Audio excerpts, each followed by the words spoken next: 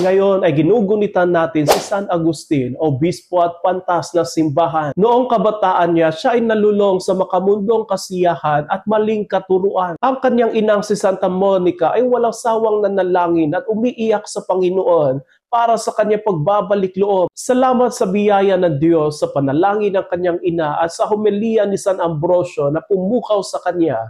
Niyakap niya ang pananampalatayang Kristiyano at nagpabinyag. Ang buhay ni San Agustin ay nagtuturo sa atin ng dalawang bagay. Una, na walang sino man ang malayo sa awa ng Diyos. Kahit gaano tayo nalulugmok sa kasalanan o naliligaw ng landas, laging bukas ang puso ng Diyos para tanggapin tayo. Ang Diyos ay laging nagbibigay ng bagong simula. Pangalawa, itinuturo niya na ang tunay na kaligayahan ay hindi matatagpuan sa makamundong bagay, kundi sa Diyos lamang. Sinabi niya, "My heart is restless until it rests in you, O Lord." Ito ay nagpapatunay na ang Diyos ang kasagutan sa lahat ng ating mga pagnanais at pagkauhaw sa buhay. Nawa tulad ni San Agustin, masasabi din natin, "Panginoon, huli na nang kita'y mahalin.